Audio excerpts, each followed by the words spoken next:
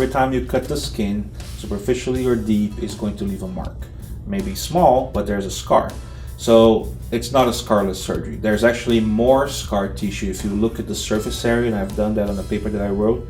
If you look at the surface area of scar tissue that forms with the FUE surgery, compared to a strip surgery of the same size, is actually 100 times larger, because you're taking little cylindrical holes and they're healing by themselves. You're not stitching, versus a strip surgery where you take that little area and you put it back together. So the trauma to the scalp is larger, the scarring overall is larger. You just don't see it as much because it's more dispersed versus a line.